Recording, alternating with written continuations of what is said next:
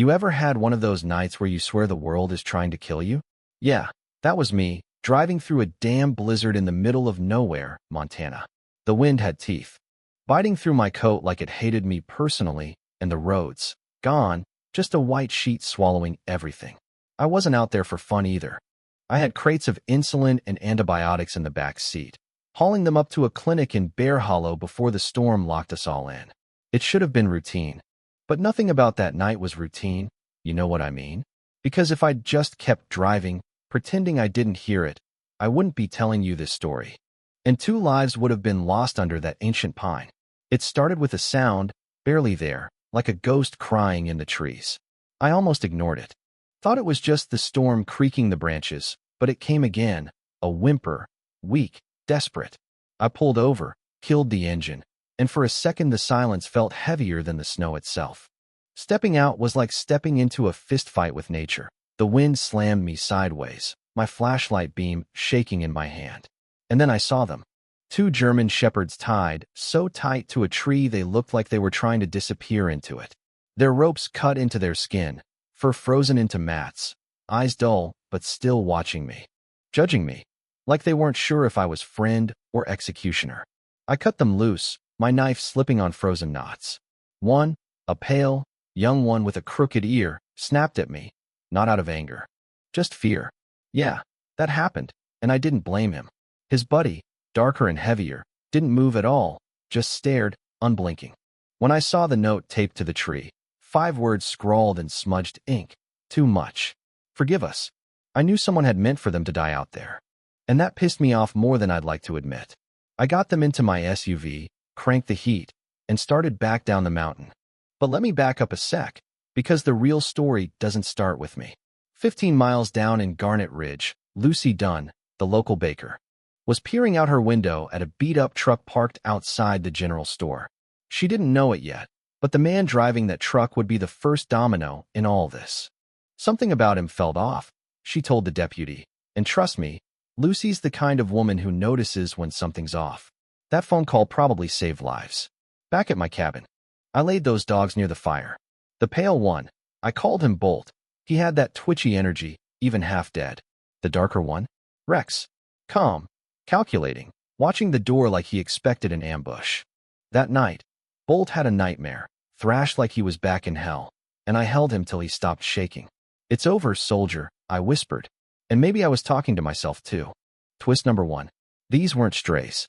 A contact of mine dug up their past, federally trained K9s, part of a tactical unit under a shady private contractor called Ridgun Tactical Services. Officially, Ridgun had folded after abuse allegations. Unofficially, dogs went missing. People too. And now 2 of them were asleep by my fireplace, breathing soft and slow like they'd finally been allowed to stop fighting. Twist number 2 came crashing through the snow a night later. Bolt bolted, pun intended, into the woods, barking at something. I followed, slipping down a ravine, and found a man half buried under the snow, leg twisted, bleeding out. He grabbed my wrist, voice cracking. They're still out there. Ridgun didn't stop. Underground compound, North Ridge. His name was Daniel Keir, Rex's old handler. And when Rex stepped out of the trees, pressed his head into Keir's trembling hand, I swear to God, it felt like watching a broken circle close. The rest happened fast. FBI got involved, led by Agent Vincent Hale, a man who looked like he'd never been surprised in his life. We found the compound, overgrown, hidden by years of lies, and went in quiet. No lights, no second chances. Rex and Bolt led the way, moving like ghosts, like they'd been born to take that place down. And when the doors blew open, barking rose like a storm, cages lined with scarred, terrified dogs. We didn't save all of them, not yet, but 24 got out that night. Bolt even cornered one of the bastards trying to run. No bite, just pressure, pure discipline. He'd been trained to fight, but he chose not to. Tell me that's not redemption. The compound burned 2 days later. Official story, gas leak. Real story, people finally cared enough to shut it down for good. Back in Garnet Ridge, Lucy adopted a scrappy retriever mix from the rescues, said he looked like someone who needed a second chance. And she wasn't wrong. As for Rex and Bolt, they stayed with me. We built a yard out back, not for training, but for healing. Rex still checks every step before he takes it, always watching the door, and Bolt runs like he's trying to make up for lost time. Officially, they're mine now. But truth? I belong to them as much as they belong to me. You want a clean, happy ending, right? Well, here's the thing. Last week, I got an unmarked envelope. Inside, a single photo. More dogs in tactical vests, chained, somewhere I didn't recognize. No note, just that picture. And when I showed it to Rex, he didn't just stare. He stood, ears forward, waiting for a command like he'd never stopped being a soldier. Bolt tilted his head, wagged his tail once, ready to. So yeah, maybe this isn't over. Maybe it never will be. And I'll leave you with this. Would you go back out there? Risk it all again. For dogs you've never met. For people who might not even care? Drop me a comment. Tell me what you'd do. Because me? I already know my answer. And if you believe no creature deserves to be abandoned, hit that subscribe button. This fight's not done yet. You ever get that feeling, like the quiet is lying to you? The storm had passed weeks ago. The sky looked clean. Garnet Ridge felt almost normal again. But every time the wind shifted, I caught Rex staring at the tree line like he was waiting for ghosts. Bolt too, but he's different. He runs to escape his memories. Rex? He waits for them to come knocking. And damn it, he was right. It started 3 nights ago, middle of nowhere silence. Just me. 2 dogs, and the crackle of the fire. Then, scratch, faint, at the edge of the porch. Bolt was up before I even heard it, tail stiff, low growl in his chest. Rex didn't move, just turned his head slowly, ears tilted, eyes narrowing. I grabbed the flashlight, opened the door, and for a second, I swear I felt like I was about to step into something I couldn't walk back from. Sitting there in the snow, half buried under the railing, was a box. No note on top, just this ugly, duct tape thing. Rex sniffed it first, then stepped back, ears flat. Bolt whined, pawed it once, and froze. I cut it open with my pocket knife. Inside were photos, a bunch of them, grainy shots of cages, dogs chained in rows, a warehouse I didn't recognize. But one picture made my stomach drop. There, clear as daylight, was Bolt. Younger, leaner, a damn training harness strapped to him with the rig gun logo bright on his side. And in the corner of the same photo, blurry but unmistakable, was a man I thought was dead, Daniel Kier.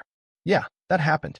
The man we pulled half frozen from the ravine, the one who could barely talk. There he was, standing, alive. Weeks after I handed him off to federal custody. I called Hale right away, but you know how it goes. We've got eyes on it, Luke. Don't do anything stupid. Classic government speak for. Stay out of it. We're already screwing it up ourselves. But Rex didn't care about jurisdiction. When I put the photo on the table, he stared at it, then looked at me, waiting. Same way he used to wait for Kier's commands, I guess. And Bolt? He nudged my elbow, tail stiff, like he already knew the answer. So yeah, I packed a bag. Not smart, not legal, but hell, I've done worse for less. And if you're wondering, yeah, I did leave a note for Lucy. Just 2 lines on a napkin at the Velvet Crumb. If I don't make it back, tell the boys I tried. L. She's smarter than most cops I know, she'd understand. The road north of Blacktail Ridge doesn't exist on maps anymore. Kier said they'd moved the compound underground, somewhere past the old logging cut line, and damn if he wasn't telling the truth. Took me 6 hours in a snowmobile to find the trail, and by the time I got close, the sun had bled out behind the mountains, leaving nothing but blue-gray shadows. Rex and Bolt were restless, pacing, Bolt whining under his breath. Easy, I whispered, tightening their harnesses. Not military ones, just the padded kind I'd rigged for this. We're not charging in blind this time. But I knew that was a lie. You know what I hate about silence? It's never really silent. That night, the trees creaked under the snow, the wind hummed low through the branches, and every sound felt like a warning. We moved slow, weaving through fallen logs.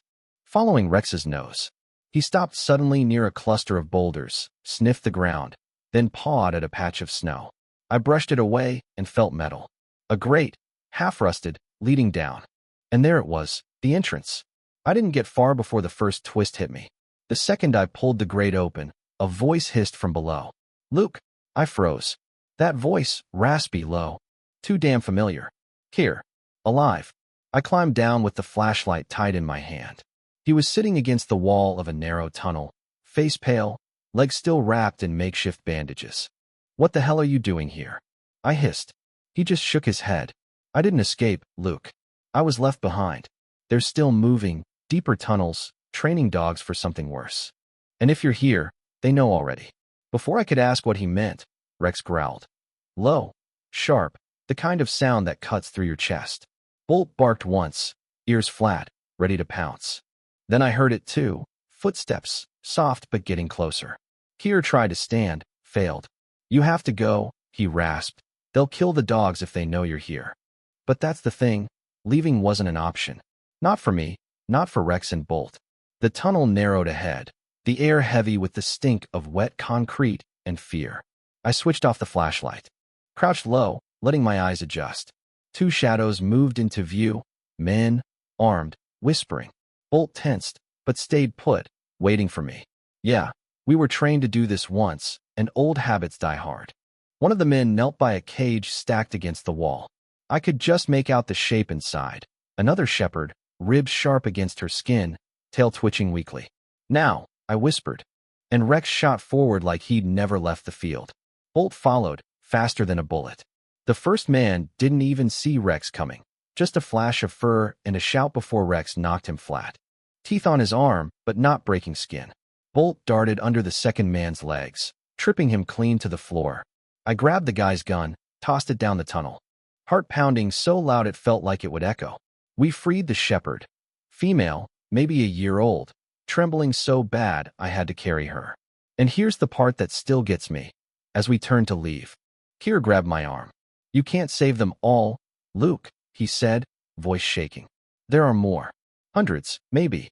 I looked at Rex, who stood there watching me, ears forward like he was waiting for me to say the word.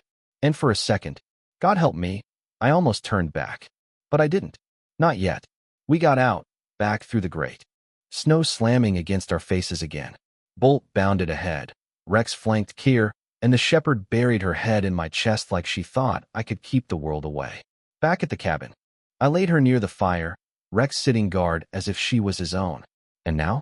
Now I'm sitting here writing this. Coffee gone cold, Rex stretched out by the door, Bolt snoring with his paw on my boot. Kier's asleep on the couch, breathing steady but haunted. The tunnels are still out there, and every damn part of me wants to go back tonight. But you know what? I can't do it alone. Not this time. So here's where you come in. Yeah, I'm talking to you. You think this is over? You think one raid, one night in the snow fixes what they did? Drop me a comment. Tell me, would you risk everything to tear that place apart, even if you didn't know you could save them all? Because me? I'm already packing. Rex knows it. Bolt knows it. And maybe, just maybe, this time, we're not coming back just to rescue. We're coming back to finish it.